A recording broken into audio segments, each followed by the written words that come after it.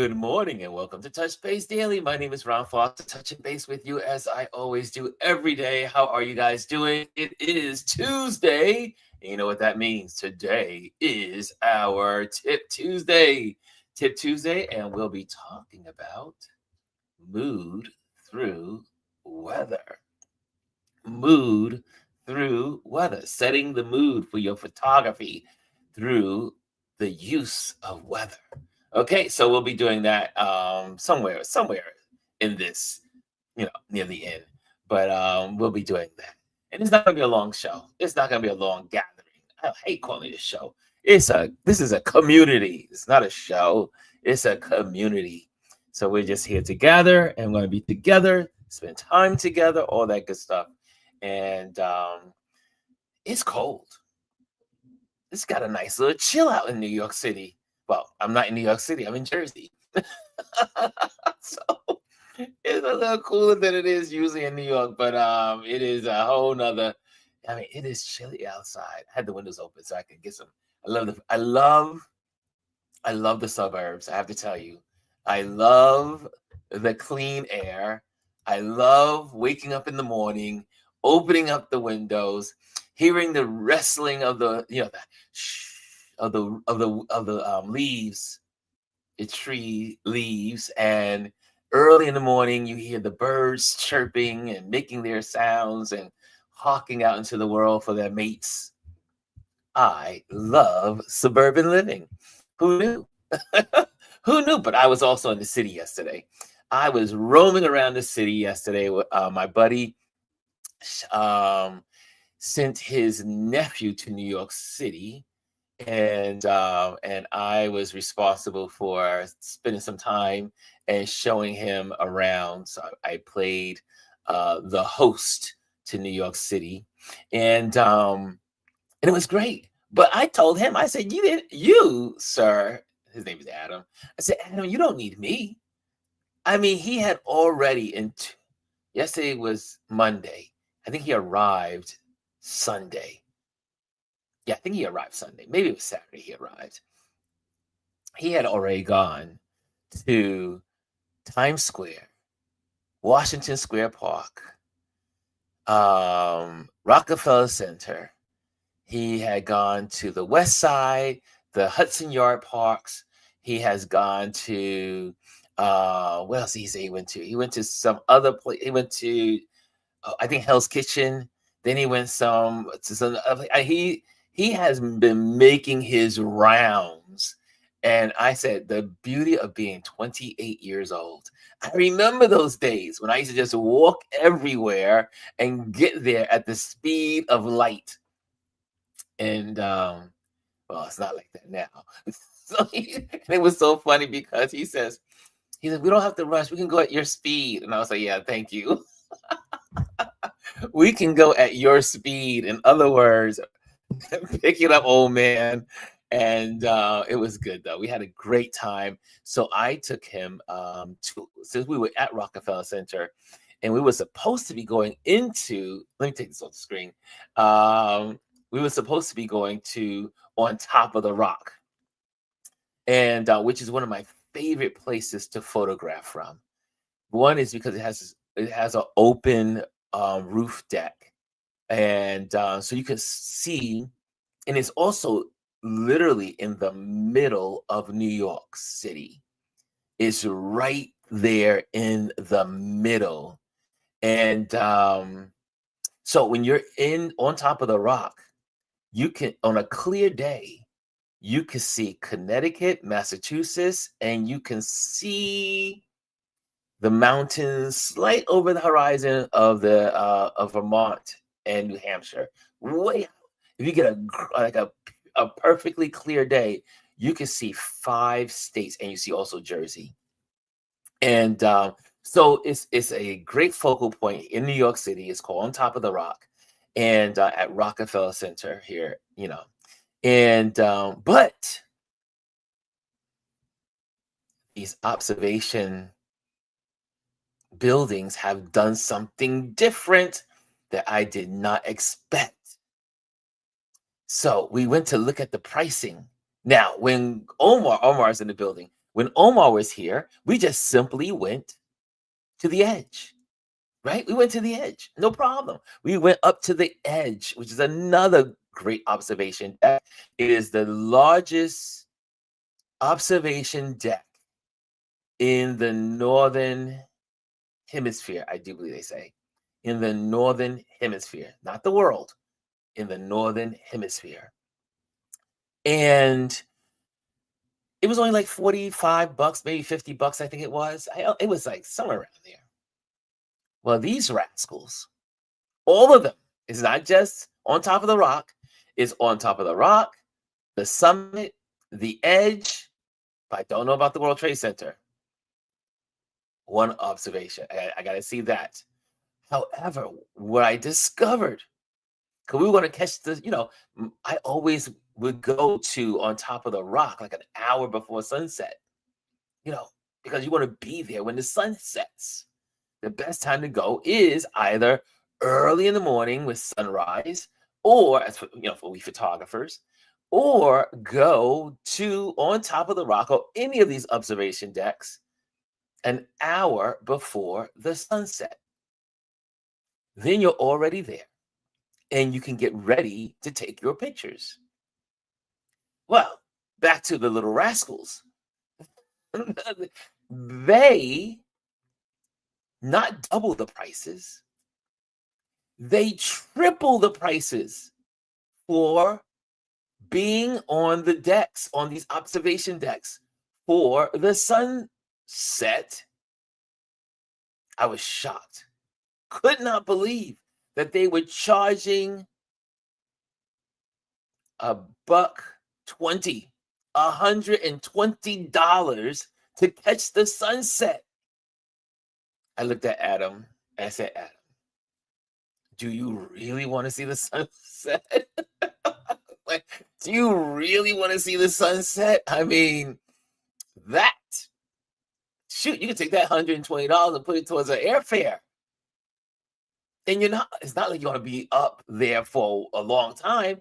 I mean, you're only there for 2 hours, the max, because you have the hour before the sunset. And what do we call it, y'all? What do we call the hour before the sun sets? Or the students in the building, since we are in Tip Tuesday. All of the students in the building, 1 hour, the hour before the sunset is called what? You should know this. Someone should be. Thank you, DS. DS says the golden hour. And then, if you want to linger, there's another amazing environment for photographers. And what is that hour? The hour after the sun dips below the horizon. What is it, students? This is Tip Tuesday, y'all. This is students. Students, where are the students in the building? What is that hour called? The hour after the sun goes below the horizon. After sunset, there's another hour. We have the golden hour before, and then we have, nope, sorry, Adrian, it's not called dusk. Not for photographers. What is the other hour? There's two. Thank you, Omar. It's called the blue hour. Now, why are these 2 hours so important? Whenever you go to an observation deck, you want to go for at least 2 hours. One, you want to catch the beauty of the city as the sun is going down. The lights of the city are coming up. Usually, if you're in a city, the cityscapes, right? Oh, it's like Elise also got it. She said blue hour. So you want to hang out on these observation decks during the golden hour and the blue hour. Golden hour. What happens in the golden hour? The hues, the orange hues, you get more warm colors warm colors radiating from the sun. Here's an old joke among photographers, especially those head shot photographers or fashion photographers, but not so much fashion photographers. But if you do headshots, the joke is everybody, everybody looks good. Everybody looks good in the golden hour.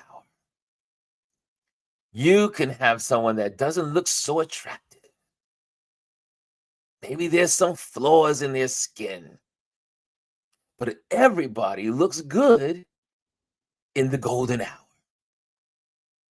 And so most photographers, we try to schedule our photography like for headshots or nice fashion shots or glamour shots, a little some beauty, and everybody looks good during the golden hour.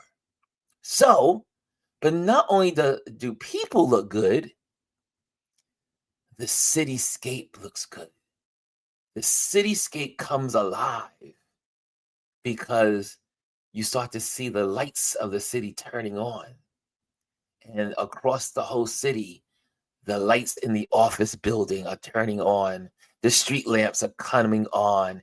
Everything is starting to light up. And then when the sun goes down below the horizon, we now enter into what's called the blue hour. Now, all the students in the building,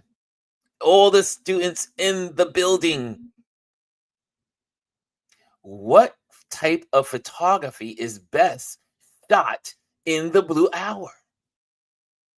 Okay, come on. I want some. We having class today, y'all. We coming out the gate because we know there's a lot of craziness going on in the world. We ain't gonna deal with Trump today. We're not dealing with all the. We know what's happening. Let's stick to the things that bring us joy. So, what kind of photography is perfect for the blue hour? Any students out there know? Besides Omar, Omar knows his answer. I know Omar has the answer to this question. Any students out there know what type of photography is good, is great? Thank you. Thank you. Bing, bing, bing, bing, bing, bing, bing, bing, bing, bing, bing, bing.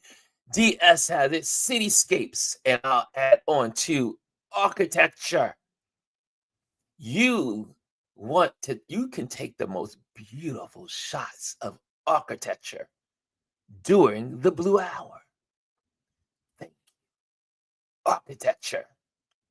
Why? One is the sky is not dark, right? So you got this blue hue across the landscape. So it makes buildings look amazingly sharp, clean. You see all the lines against the blue backdrop. The beautiful cobalt, I should say, not cobalt, but light blue. Like, sky, a little darker than sky blue. But on top of that, the extra ingredient that makes architectural photography great during the blue hour, yes, is the light. We call ambient light. All the buildings are lit up. So you get to see the beautiful ambient light of the gold colors coming from the warm colors matching the background of the blue. Remember the color circle? I'm always talking about the color circle. What color complements blue? It's the yellows and the oranges. And then they begin to marry together and create beautiful photos. Architecture. Omar says, because this is what he does every day. This is what he does. This is his job. He does this every day, y'all. He sits in an office and he has his team of photographers and they do this. He says, we architecture photographers have to be specific about the direction of the sun, either dawn or sunset. We use an app called Sundial to help us determine what direction for us to shoot. I just got a freebie there. You just got a freebie from Omar from this community. He uses a app called Sundial. I don't have that app. I have the other one. I have the pill. They call it the pill.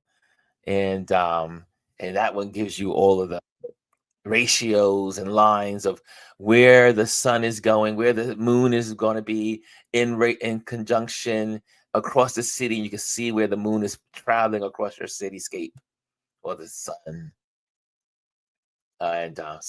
But yes, I did not know about sundial. I'll be using it. But look at that. But the best architectural photos are doing the blue hour. Blue hour. So obviously, these observation decks have caught on to the need of everyone wanting to go to the observation decks at sunset. So the prices are triple than the regular day. Adrian's being facetious. He says, I just use a compass and the stars. I guess Adrian wants to be a navigator. He's like on a ship somewhere. So look at that. I mean, think about that. So all the prices are triple. I could not believe it. We looked at I give the summit some credit. Theirs was only double. But some of them were triple. I couldn't believe it. I said, how is it possible? Why would you do that to people? I get it, but I guess because social media has made these things more the information because of social media is out there that you go to these observation decks during the sunrise, during the sunset. So now they're maximizing because obviously they must get a lot of people. And I guess to discourage so many people or to make the most of the moment, they're making by. I couldn't help but I was so angry. Here it is. Adam is here from out of town. And I want him to see this amazing view on top of the rock. And we were priced out. I just couldn't believe it. So Adrian helped me with some things. So hopefully today we'll have a whole nother engagement. But we'll see what happens. So that's what's going on. That was my day. But we ended up, instead of going to on top of the rock, we ended up in Harlem. Yes, baby. It was a great opportunity. He had heard of Harlem, and all he knew was like snippets of Harlem. He's from France. He's from France, the southern part of France, not Paris. He's from the south of France. So he had all these, he had little clippings and images that he thought of Harlem. But I said, let's get on the train and head to Harlem. So we got on the train, we went uptown on the A train, took the A train straight up, and then we walked from the west to the east and walked 120. We got to 125th, walked across, and he got to see all of the people of Harlem. And it was because I go to Harlem once in a while. And the Harlem experience is just so unique, even with just what we call gentrification. So I explained to him that Harlem is going under a gentrification over the last 10, 15 years. You have beautiful skies, I guess you call them high-rise buildings now, glass structures. Some of the storefronts are gone and now they're glass. So there's a push and pull in Harlem in what it looks like and who's there. But it's still Harlem. It's still Harlem. Like when you go, we walk down 125th, and what's famous about Harlem is also the vendors on 125th Street. You have the African vendors, the African American vendors. You have some Spanish people, but mostly you have, this is like the whole strip is full of vendors, and they're selling their goods. So when Adam came to, when he was the first day here, he was like, he texted out, we have a group chat, and for his parents in France and here, and his uncle, and all of us are on this chat. And he says, "Where can I find sneakers?" And I said to him, I texted it, I said, "This is New York City. You can find sneakers everywhere. Trainers," the British call it the trainers. "You can find them everywhere." But what what he was not expecting was Harlem. Harlem, every kind of sneaker you could possibly dream of is in Harlem. It's in Harlem. Oh, Adrian sent me something, y'all. He said that this answers the question. His compass.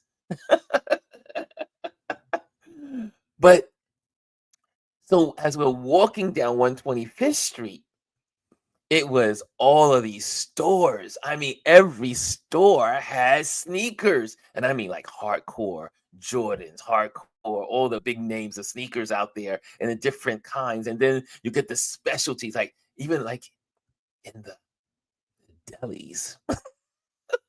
The deli owners had sneakers. So he was like, "I've never seen so many sneakers." I said, "This is Harlem. They are serious about their sneakers." He goes, "Are these fake?" I said, "Oh no, not in Harlem. No, this is not where they have knockoffs. This is not hanging out in on Canal Street. This is Harlem. People in Harlem, they are not going for any knockoffs. People in Harlem know their sneakers. They know their shoe. They know their footwear."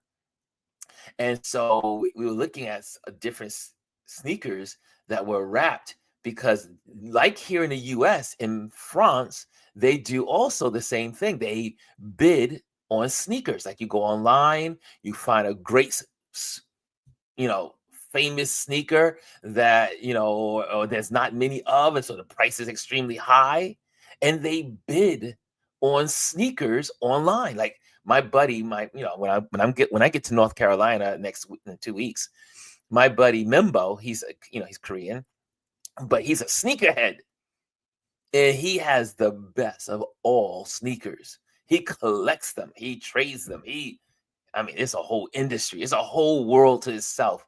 The sneaker game, as they say. And so when we were walking down 125th Street, he was like, "Holy moly." He was like, "There's so many sneakers." He says, "Man," he said, he looked down at his feet and said, "Why do I have these shoes on? I could have got these sneakers." And I said, "Well, it was your first time in New York. Now you know, if you come to New York, if you want your sneakers, if you want the sneakers that are in what they call the sneaker game, you go to Harlem." Harlem, Harlem, Harlem. But we all, not only that, we end up going from west to east on 125th Street, going past some stores, looking at the vendors, talking to the vendors. And then we went down to, I think it was Frederick Douglass. We got down to Frederick Douglass, I do believe it was. And that avenue is so beautiful. No, sorry, it's Clayton Powell. I think it's Clayton Powell, Adam Clayton Powell. That walk, that call it street or boulevard. And what's so unique about this boulevard? Well, in a lot of cases in Harlem, also these main thoroughfares are how wide the sidewalks are. The sidewalks could be streets. The sidewalks are the depths of them are so wide. So when you're walking down the street, there's lots of room down this particular street. I do believe it's Adam Clayton Boulevard. And you walk down, and and it's like I call it the heart of architecture in Harlem. So you have all these beautiful tall structures, but not tall. I mean, like stories, maybe 5 stories of brownstones, churches from all the different decades, from 1909, from 1890. I mean, that whole strip is like historic architecture, and just all these time periods. And for designers, like my interior designers like myself, I love architecture, it was like, wow. I mean, so I'm giving him the history about the buildings, about the brownstones, about the churches, about church life, about the Renaissance period, how Black people migrated to Harlem during the Great Renaissance, and being sharecroppers and leaving the South and coming to the North, and they create these amazing homes. So I'm giving him the whole history. He's like, oh, this is so good. I said, see, this is what I like.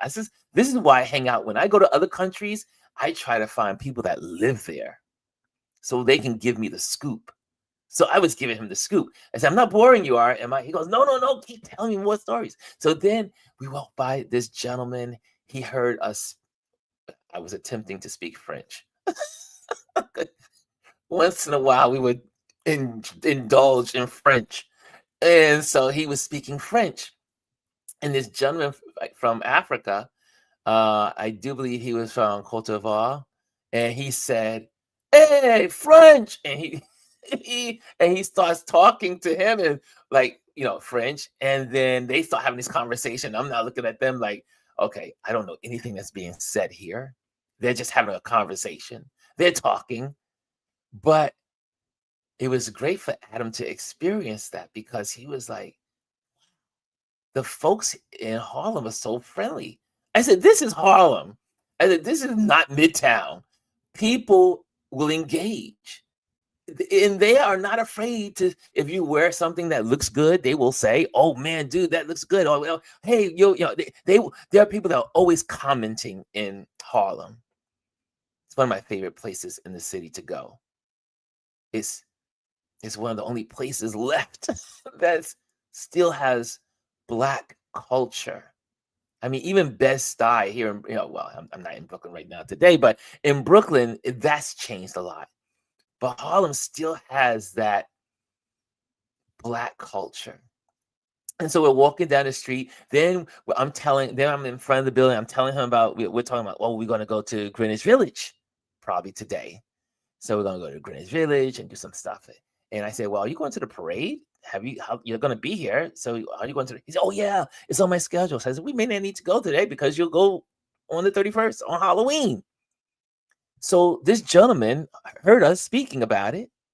And he said, hey, we have something going on in Harlem also on Halloween day. I said, really? And he gave us all the information. We started talking to him. And then after it was over, we said, thank you. This is what I love about the Black community. And again, Harlem is so unique in it's gritty, it's smooth, it's food, it's jazz, it's color, it's the diaspora, it's everything. Harlem is everything to Black culture. Even in its gentrification, it still has its anchor. And so then we walked by, and then we went to St. Nicholas Park. Then we had to go back the opposite direction. So we did a full circle to get back to the A train. And so then he can get back on. Well, he decided not to take the train. He decided to, I want us to walk around Harlem. I said, okay, I gotta go. I gotta get back to Jersey because, I'm trying to get home before it gets dark. at least before it gets late. And I said, you got this, dude. You're on you already know the city. And he had the greatest time. And so I'm looking forward to spending time with him today. But I know I just share all of that. I love sharing stories with you guys. And it was again, if you have not been to Harlem, this is your first time, or you may be hearing this, you may be from another country, and you say, "Hey, I've always wanted to go to Harlem." Come to Harlem. Come to New York. Go to New York and experience Harlem. There's still amazing restaurants, places to eat with good soul food, you know. So I love the whole culture. I love the fashion. You had a lot of fashion houses in the brownstones. We went down some of the side streets so we can get the fullness of the brownstones and the old architecture, some brick buildings, some wood buildings. He was like, "Can I?" Queens has tons of different cultures in one place. Yes, DS. And it's so funny you would say that because he said, "What is Queens like?" He said, "I would like to go to Queens." I said, "Well, beware. Queens is a whole different animal. It is a melting pot. It's probably the most dynamic melting pot in the city, if not the country. And you have the Asian population in the Flushing area, and then you have the I call 'em, India, because India and Pakistan are considered Asia as well. So you have Queens is the whole, I think, diaspora of Asia, Asia Minor, Asia proper. And also it has the Black community there, and it has white people there, the Caucasian community. So it is a full swash of diversity, but you have to be prepared for Queens mentally. Queens has 36 Road, 36 Boulevard, 36 Avenue, 36 Lane, 36. And then some of these streets merge, and you have to know where you are. And thank God for GPS, because I mean, when before GPS, we'd be on 36 Road, and before you know it, we were on 36th Street. Is Queens. Why did they create Queens the way they did? I do not know, but it is the most complicated place to drive. Queens. Okay, but we'll talk about Queens another day. If we happen to go to Queens, I don't know. It's supposed to rain here on Thursday, so I don't think I'll get a chance to give him a tour of Queens. I don't know if I'm ready for Queens. I'm never ready for Queens. Queens is it's almost like a stepchild, like Staten Island. Anyway, let's say hello to some folks. You guys are here, then we're going to talk our lesson. We're going to get right into our lesson. Okay, Hannah's in the building. She's the first person in the building today. She gets the gold. She says, "Good morning, Ron and Touch Base Daily family." Anthony came in the building. He is in the building at the silver. He says, "Good morning." And who else? And Jazzy Jazz is in the building. She says, "Good morning, beautiful people." And then Adrian, as he says, "Bonjour, bonjour," because he teases me about my French. He teases me about my French. And so Omar says, "Hey, we on, we on."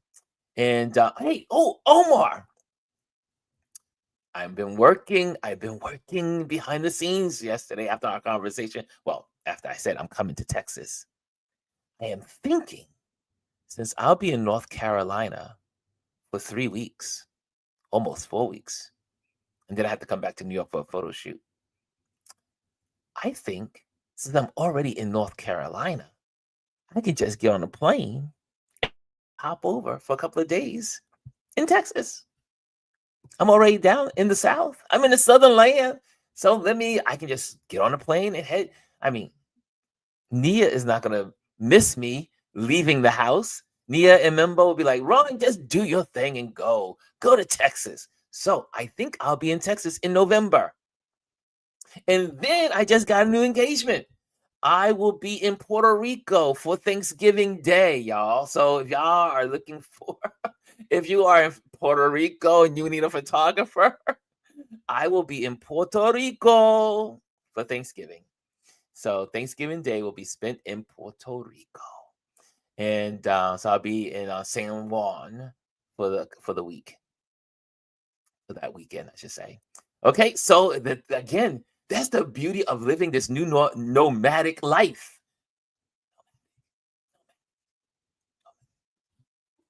is that you can do whatever you want and hopefully make money doing it.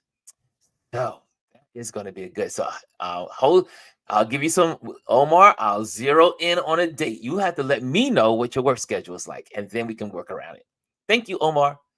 You let me know, and I'm coming. I'm coming to you, sir. Omar says, "Good morning, Hannah. Are you hosting the show today?" No, she isn't. I'm here. I'm here. And Mr. DS says, "Good morning, Ron and the Touch Base Daily family." DS here, obviously, Mr. DS. Uh, Omar says, "We want a 2-hour show. Takes me all the way to lunch." We can do well. No, we can't because I need to go to be. I have to be tour guide today, so I need to get back to Manhattan. And Gwendolyn's in the building. Gwendolyn, my work wife, is in the building. She says, "Good morning, Mes amis." Whew. See, they trying to throw the French at me, y'all. They're trying to make me sound crazy on this on this channel here. They're making me sound crazy because they know I can't speak it. I can read it. I'm learning. I'm getting it. But at some point, I'll have it. I'll have it. Adrian keeps telling me to imagine. Just listen to the words instead of. I am so analytical that that's probably why it's a little harder for me to learn language. So it takes me a little longer. But I am now learning to just listen to how the language is flowing. Dia says, "I was born and raised in Hell's Kitchen." Really? Every time I think of Hell's Kitchens, I think of Daredevil. Daredevil is based in Hell's Kitchen. Adrian says he has to see a Broadway show. You know, Adrian. Maybe that would be a good thing to do on Thursday since it's going to be a rainy day. Okay. That may be forcing me back to the city. Okay. Because, one thing about his auntie and uncle, when I'm in Delaware, or where his auntie now is also who I spend time with in South Africa, they don't hesitate to take me anywhere I want to go. So I'm like this. Look, whatever you need, I'm here. DSS, fog shots always feel like a mystery waiting to unfold. Well, we're going to talk about that. We're going to go right into there. Look at Gwendolyn. Gwendolyn is showing off today. She says, "Bonjour, Adrian Florence." Adrian has become her nephew. He calls her Auntie Gwendolyn. And yes, it was, Omar. Yeah, when we were at the edge, it was under $50. Yeah. And let's see who. Elise is in the building, y'all, as well. Elise, she says, "Good morning, everyone." I know I'm late on the hellos, but I just had to dive into what I was sharing. And Anthony talks about the shameless God. Gwendolyn and I talk a lot. And one of the conversations we've been having is how these corporations are bleeding and taking every single dollar. It's like they're kind of like wringing every dollar out of us as the consumer. And I just don't get it. They don't think people are going to eventually say, "You know what? Forget it all. We're just going to do something different." Yeah. Shameless. It was shameless. So everybody's good on the blue hour. So we all got that. We got the blue hour. We got the golden hour. We're all good on that. Adrian says, "Is it blue hour and golden hour in reverse for sunrise?" Yes. So the hour before the sun rises is called the blue hour. The hour before sunrise. And then the hour after the sun rises is called the golden hour. Thank you. That was a good question, Adrian. Good question. The class is classing. They use that same hue in restaurants. Yes. Food photography is natural light. I remember I was in South Africa and this woman, this photographer, she was photographing food for a restaurant. And I was checking her out, obviously, because I was nosy. And I had not seen anyone do food photography at that time and until that point. And she had the restaurant owners had all of the dishes prepared. Like everything was beautiful. The food and everything came out. And then she would take it to the window and then shoot from different angles. Natural light is the best way to photograph food. Another tip. Another tip. Thank you, Mr. DS. Let's see here. Well, hold on to these questions, Mr. DS. But he does says, how do you decide which type of weather best communicates the mood you want in a photo? That's a good question. I'm going to put a star on that, Mr. DS, and we'll get back to that question. And good morning, good see. Okay, we got that. We got that. And portrait during. Oh, there's another question or a statement from DS. Portraits during the blue hour are so dreamy, in my opinion. Soft light, glowing skyline equals magic. And I do believe you mean closer to the golden hour. There we go. Anthony says he also has the pill app. I have the pill app. Well, I'll list those inside the description after. And let's see. Hey, Janet's in the building. Janet says, greetings all. Greetings to all. Yes, and all you photographers. Make sure you hit the likes if you're in the building. Make sure you take time to like. And if you're here for the first time, make sure you subscribe. It's free. It's free to subscribe. Let me look at my time. Okay, it's time to go to class, y'all. It is time to go to class. Anthony says, now take the A Train is playing in my head. Yes, that's a good song, y'all. That's a good thing. Isn't that the song by Coltrane? Coltrane? I think it's Coltrane. The A Train. La la la la. What they do that with jeans too in France. I did not know that. Jeans? They exchange jeans? Huh? Who knew? Whoop whoop, hey, Dr. Chachi's in the building. She says, hey all, hey all. I think we got it going on. This community is rocking today. Today we are rocking. We're always rocking. And Dia says, wow, I have some memories on Frederick Douglass Boulevard. It is a beautiful place. I love Harlem. Shout out to all the folks of Harlem. And Elise says, I always tell people if they only visit Midtown, they have not really visited New York. I agree. You got to go to Harlem. You got to go to Queens.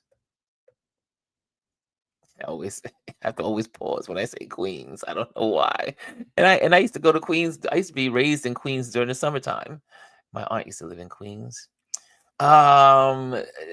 Dia says, how do you decide? Okay, we got that. I got that. Okay, I got that starred. Let me star that for you. Okay, that's starred. Queens have tons of different cultures. Yes, we got that.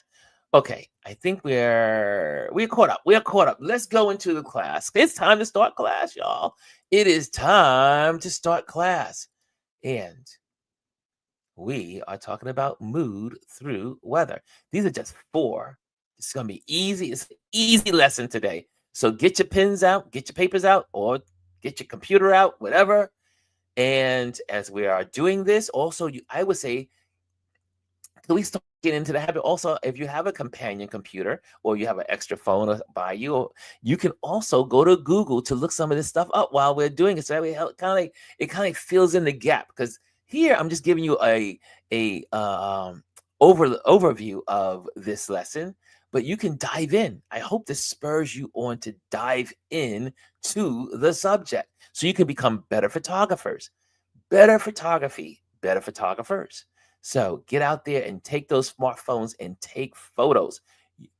Don't be a snob and say, I can't photograph with my smartphone because that's not a real camera. It is a real camera. Your smartphone could do things that the professionals were using 20 years ago, bigger and better. You have a camera in the palm of your hand. Start using it. Okay, here we go. Mood through weather. Okay, let me just get this off this little passage. It's nice and clean for you all. There we go. Weather isn't just a backdrop. It's emotion in motion. Weather It's fog, whispering, mystery, or sunshine singing joy. Here's how to harness nature's moods to elevate your storytelling. Now, I will tell you, weather is one of my favorite things about being a photographer. It is, it makes everything amazing. I love when you get up early in the morning and you go down to the Brooklyn Bridge or down to the waterfront, and the water has a a level of fog on the water, or the city's engulfed with fog, but then the top level of the skyscrapers are popping out because the low level fog, mysterious fog, makes you feel like, you know, very moody, like something's about to happen, but you don't know what's about to happen. Fog. Okay, we'll talk about it. Let's go. Fog, the language of mystery. Shoot early or late when fog is thickest. Dawn and dusk are your allies.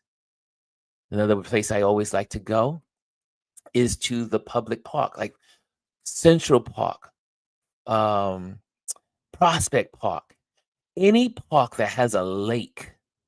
If the park has a lake, a large lake or a nice sized lake, a good lake, in some places it's called a pond, but a lake, you are more likely to catch a beautiful layer of fog near the lakes. And then you take some amazing photos of, like you see here, the swan. You can take pictures of the wildlife on the lake, or maybe it's a house on the lake. Maybe it's a tree along the shore of the lake.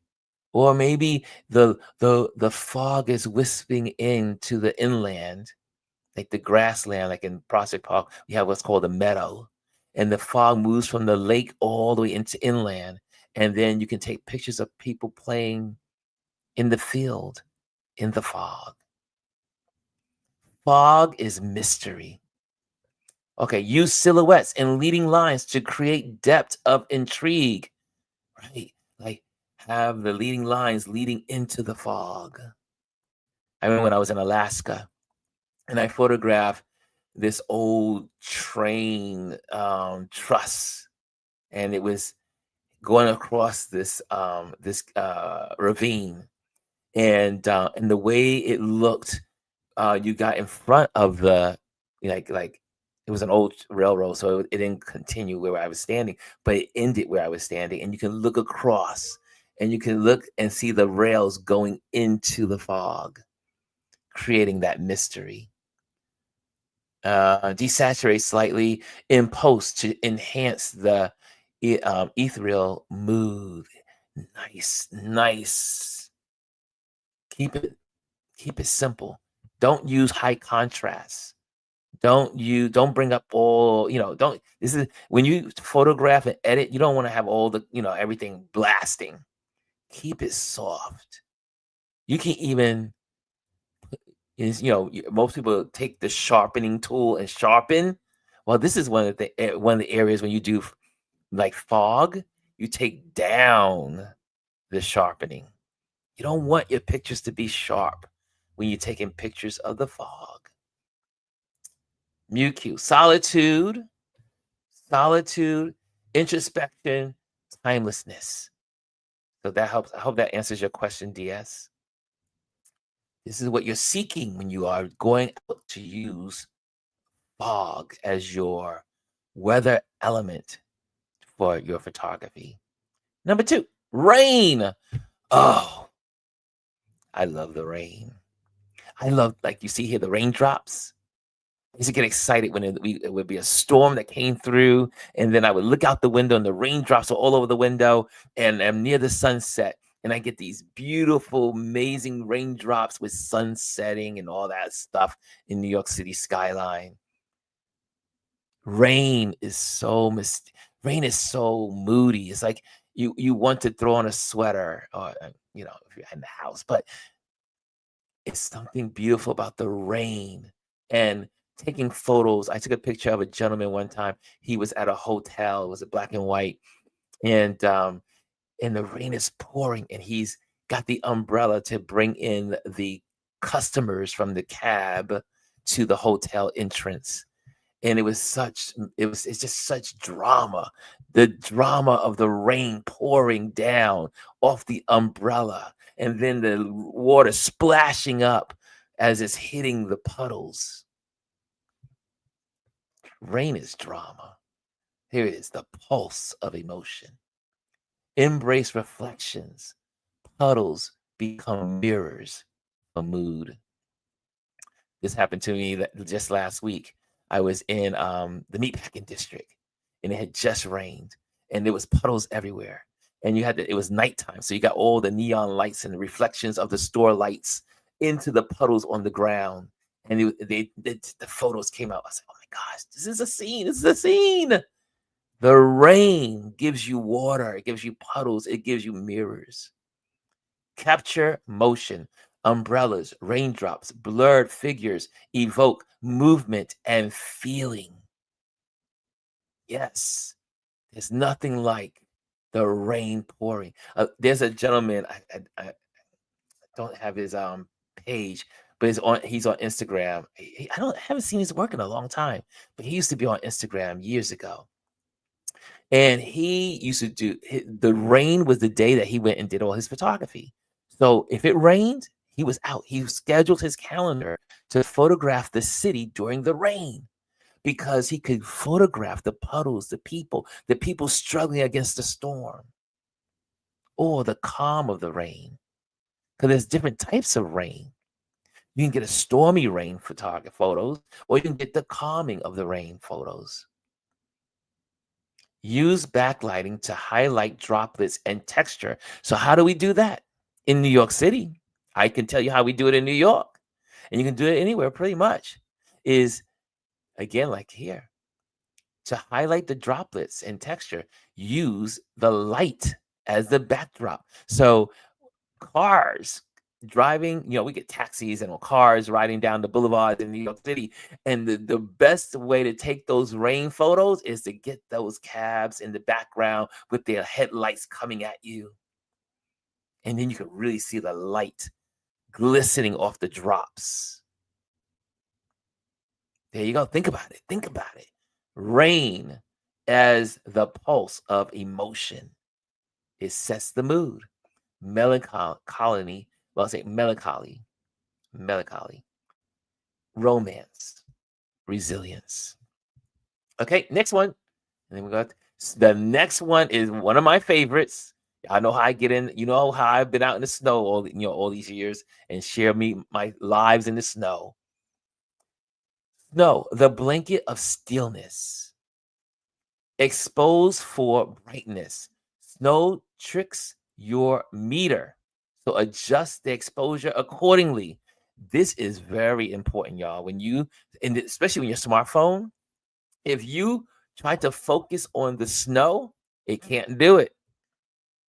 Now, if you focus on a tree that's in the snow, then it will focus clear and it'll be fine. Or if you see a footprint in the snow that is you can see the footprint, you focus on the footprint in the snow and it will focus. But the white canvas of the snow, it cannot focus. Your meter does not know. It needs contrast. It needs a little contrast to be able to focus. So expose for brightness. Also bring your exposure down. Too light of exposure, your camera can't read it. So bring it down low. Okay. Look for contrast. There we go. Here we go. Dark trees, colorful coats, warm lights against a white backdrop. I always look for people. I know this sounds corny, but I do. I look for people that are wearing bright colors, mostly red. I love photographing snow scenes with red umbrellas, red jackets, red coats, red boots, yellow boots. But the red is so in contrast to the white snow. And I'm always, whenever I go out and shoot photography in the snow, I am looking for the humans that are wearing red. Or if I go to Prospect Park, I look for these wonderful birds with the little red heads, the cardinals, right? The little cardinals, they're everywhere in Prospect Park, and they like to fly around. And so I go to Prospect Park when after a snowstorm, and the cardinals are like losing their minds, but they look so good in snow. Okay, so red is one of my favorite colors. What's your favorite color? Do you have a favorite color to shoot when you're in the snow? Okay, let me see what you guys are saying here. And before I go any further, oh, that song for the A Train is Duke Ellington. Okay, thank you. Dia says, what tips do you have for keeping gear safe when shooting in the rain or snow? We have, let me see. Let me see if I can get that. Hold on a second. Let me go to my bag of tricks. Hold on. I'm going to go to my bag.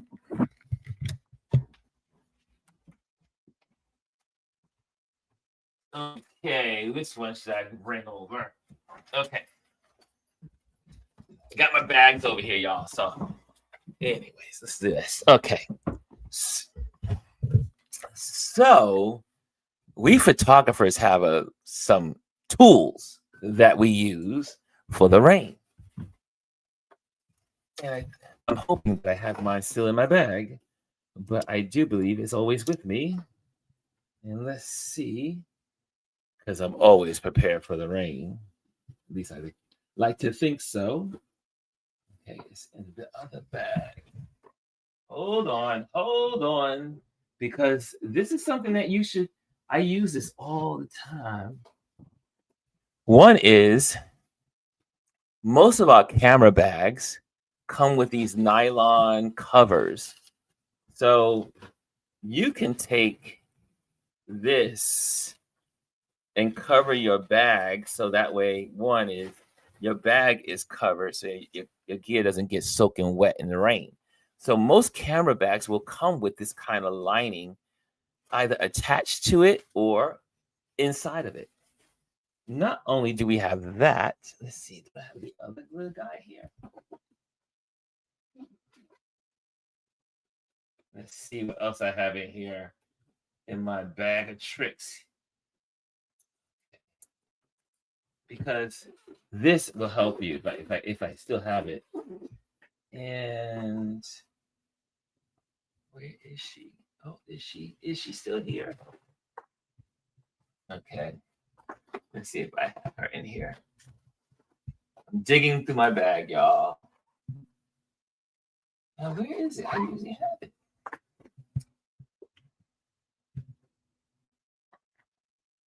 There's usually what's called a sleeve.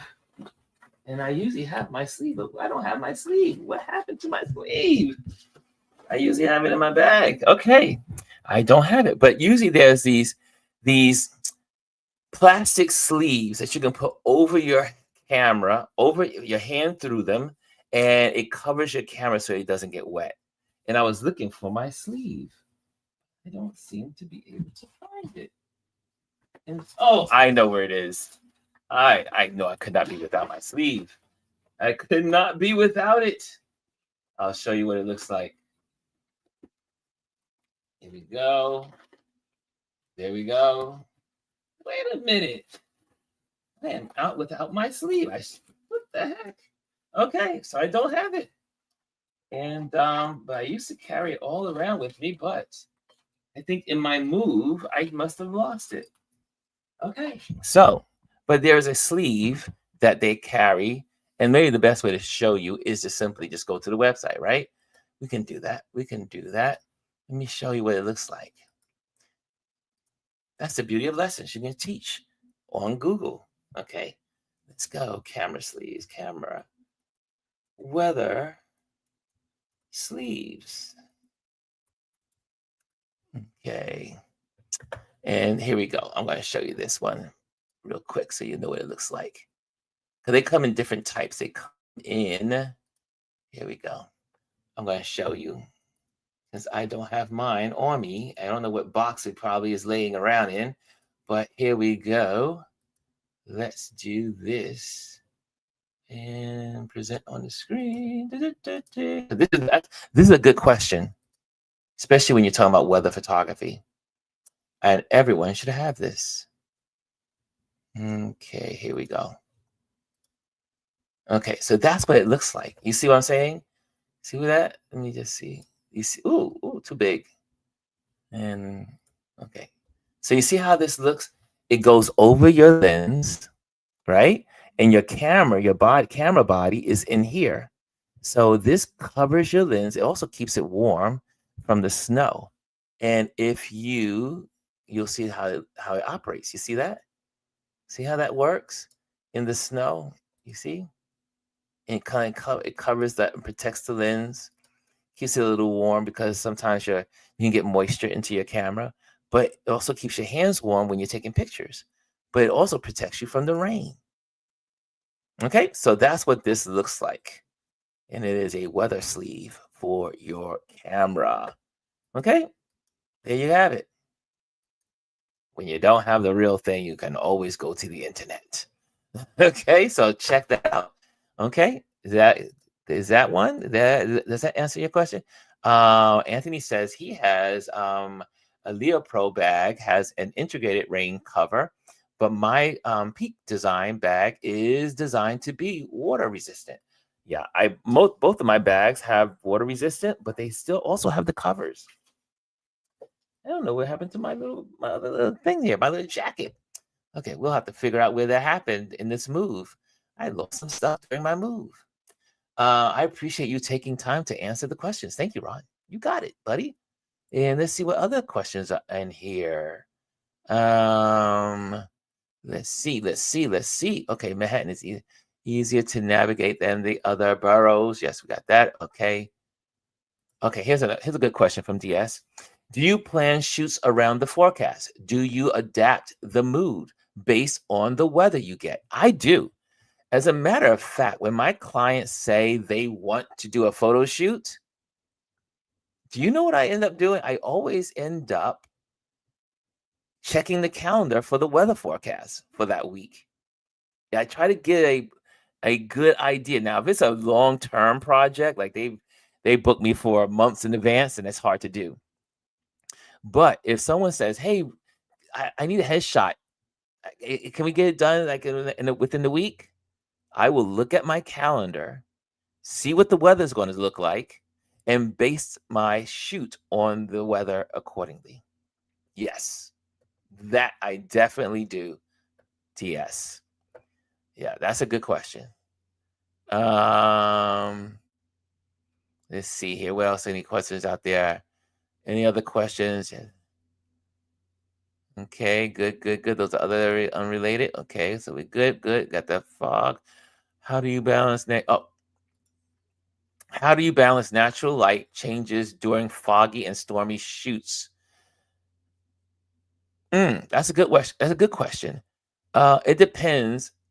If it's a fast moving weather situation, then I will put my camera on aperture priority, so that way I don't have to keep changing all the buttons at the same time. So I can just worry about my f-stop and just kind of moving around that way. So I will try to limit my, tampering with all the buttons. So I will go to priority, aperture priority, based on what I'm trying to photograph. And I also change it to speed, shutter speed priority when I'm taking pictures of animals moving in the snow, because I need a fast shutter speed, and then I need the camera to work with me. So I don't have to think about doing the shutter speed and the aperture.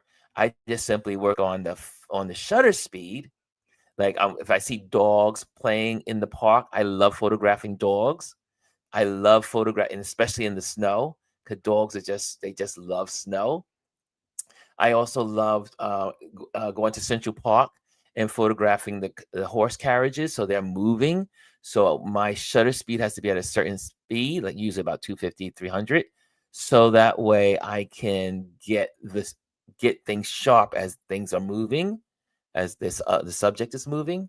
So yeah, so I do have to adjust accordingly to the actual weather or the changing weather, because it could be raining and pouring one moment, and then 15 minutes it could be just drizzle, or the rain could just stop altogether and it's just misty or it's just cloudy. Yes, so you have to adjust. What's another some more questions? Okay. Tia says, does color grading change depending on the weather, or do you try to keep the natural tones? Woo, that's a good one. That depends on what kind of photo I'm trying to take. I may be interested in a moody photo, and I may want to be able to do color grading. I can do color grading in my tools, my editing tools. Like Lightroom has a great color grading system in Lightroom. I'm sure a lot of other programs do too, but Lightroom is really good at it. Plain says, Dia says, this is inspiring me to think about how to show flavor and warmth through the atmosphere around the dish. Yeah.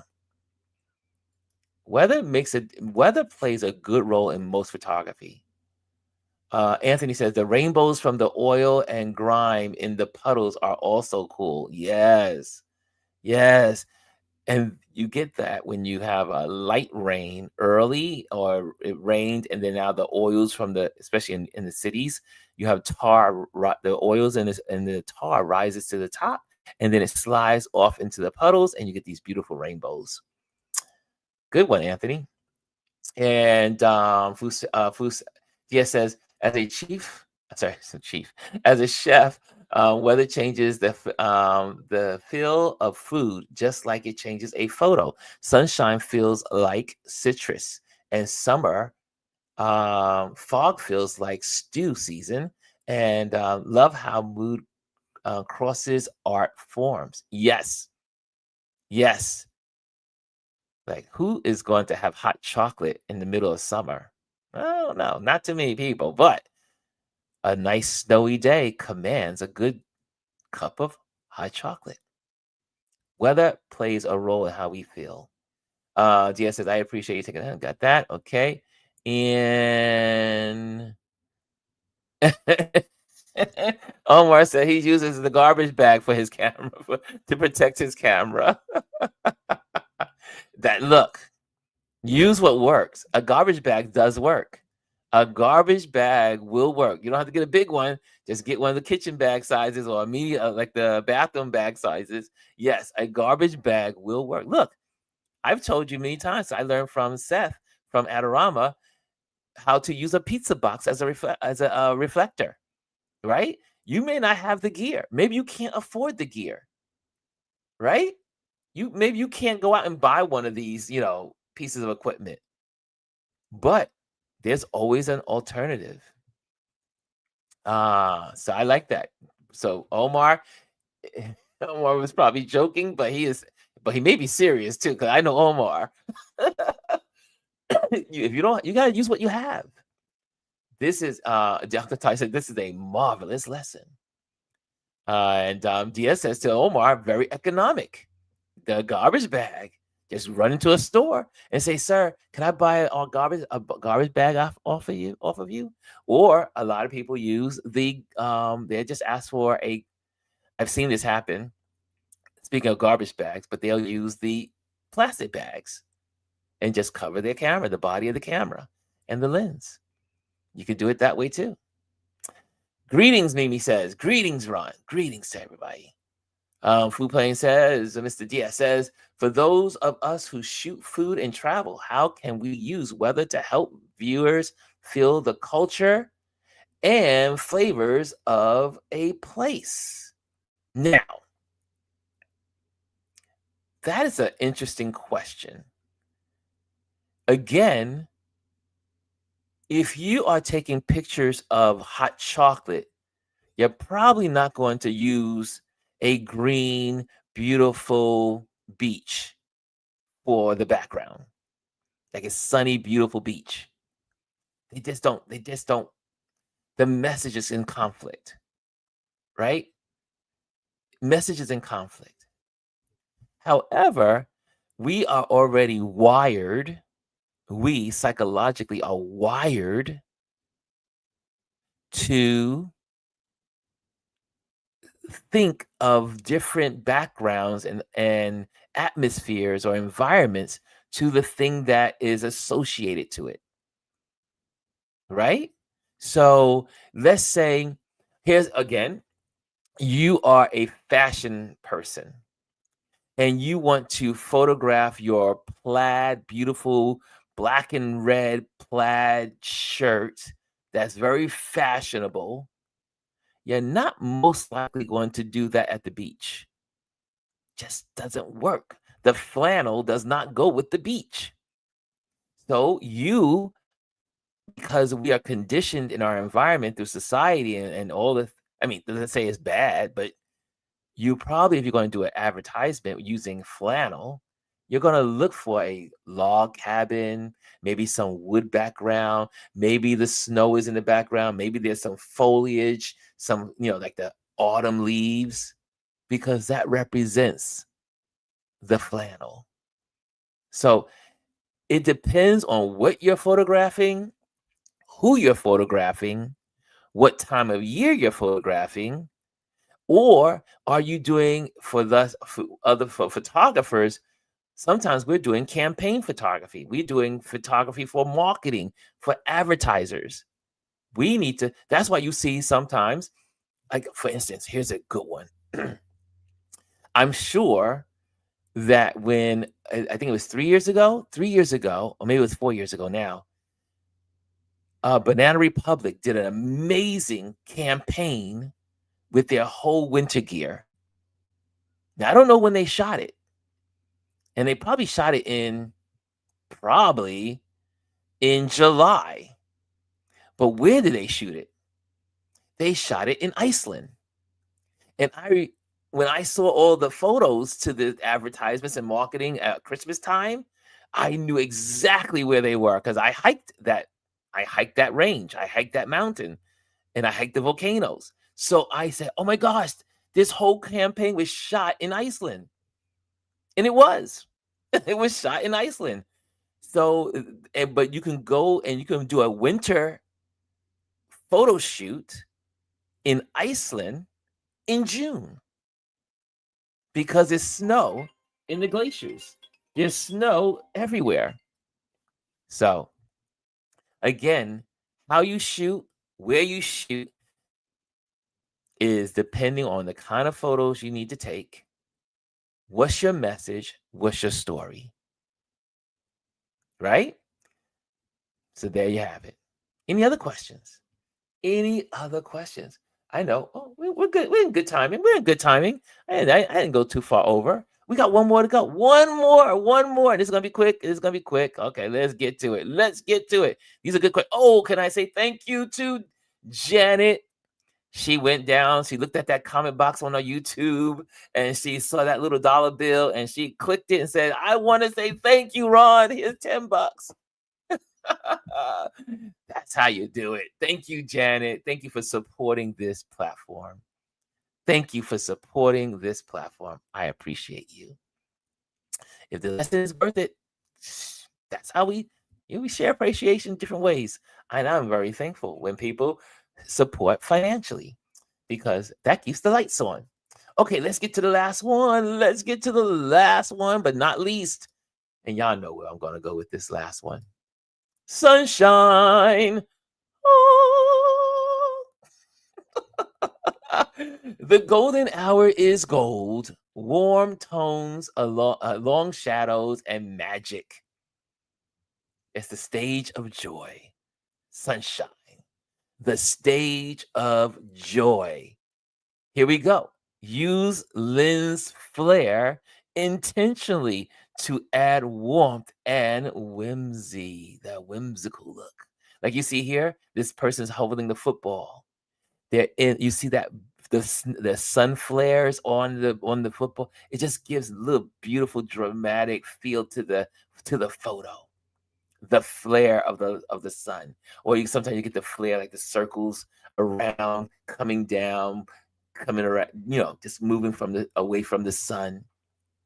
And because of your lens, it's your lens that causes the different types of flares. So I would say adjust accordingly. So some folks know what kind of lenses, like they have let's say their 50 millimeter lens may have a different flare than their 135 or their 200 millimeter or their 400 millimeter. So the lens, the way the lens is stacked, the way the lens is the front part, how it's concaved, and all of these factors on the lens will give you different types of flares. So use your flares. Now, also capture interaction, sunlight on skin, laughter in light. What's the mood cue that we've been talking about? Vitality, hope, celebration. That is when you use the sunshine. Now, so you notice that in all of this, you got the rain, you got the snow, you got the fog, and you got sunshine. Elements that we engage in wherever we are in this country or around the world. There's always going to be rain unless you're in a desert. And if you're in a desert, it may rain once every year. Rain, fog, snow, the elements that are around us. And we can use those elements to create beautiful photos. How many of you are going to get out there into the world and now look at the weather differently? When someone says, like I said, this gentleman I used to follow, I don't know what I haven't seen his work in a while, but I used to love when it was going to rain because I knew if it rained, he was going to post something on Instagram that was dynamic. And he also did a lot of color grading. So he would have the rain with the red lights of the city, obviously the neon lights, and then people walking down the street and in a blue. He always had these like blue brown color gradients that merge together to create these dark moods. You can create using weather. Any other questions before we go? Before we end this lesson? I hope you learned something today. I hope this was valuable. TS says, I love rainy days. Omar says, on my way to Central Texas, 4-hour drive to shoot dusk and dawn shots of a new education project we did. Great lessons, Ron. A lot of great gems everyone can benefit from. I hope you guys took notes. I hope you took notes because we went through a lot of stuff today. These elements are going to make your photography brilliant. You can take better photos by knowing your weather forecast and act accordingly to photograph your subject. Okay? I like it. I like it like that. And also you learn about garbage bags to cover your camera. But you can also get the weather sleeves. You go always, as a matter of fact, I'm going to order another one. And I do like this one that I just showed you, so I'm going to have to order it. I do like this one. This one is perfect. I'm going to order this one. It is on my list. It's going to be ordered today. Okay, guys, thank you so much. Let's go to the banners. Yes. Let's say, make sure you join the email list. Join the email list. This is how you'll know what's going on, what's happening. Also, number 2, event photography is what I do. That's how I make money. So event photography, if you're looking for an event photographer, I was so glad one of my clients called me and said, hey, Ron, we need you for December. So I rushed back to New York for my photo project with my client. So event photography, you have an event you need to photograph and document because you want to preserve the memories, give me a call. And make sure you join Patreon community because you can find this, if I may go there, if I may share. Let's see. Let me show you where this lesson can be found, because this is for our Patreon. Our Patreon community is amazing. So let me show you where this can be found, because before I even give the Patreon folks some credit, this is our Patreon page. Hold on. Wait, hold on a second. Wait, where am I? Where am I?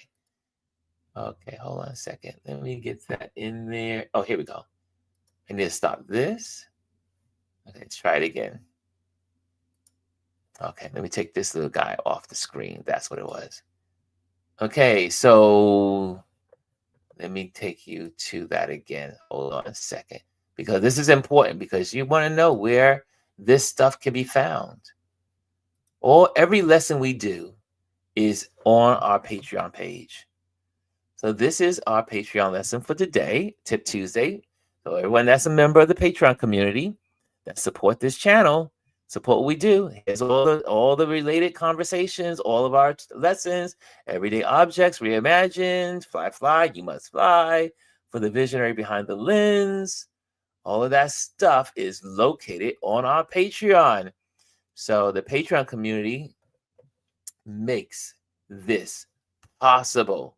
If it wasn't for the Patreon folks, we would not be here. So if you want to be a contributor, someone walked up to me on at the exhibition on what day was this week, and they said to me, Ron, I want to support your Patreon. And I said, really? Thank you so much. That's how we do. She was like, I love what you do on YouTube. So if you love what we do here, if you're here and you feast here, then support here. That's all I'll say on that. And also join our YouTube channel. Make sure you hit the like. Make sure you hit the subscribe. Okay, I'll give you one moment here. So hold on a second. And hold on a second. Here we go. Okay, so there you go. Okay, and let me get this off the screen. And thank you so much for joining us today. Thank you so much. You are awesome. Get out there and photograph your world. Okay, see you later. Bye. Hello, and thank you for joining us today. Make sure you hit the like, the subscribe, and leave a comment on this video. I would love to hear from you. Thank you again. Until I see you next time.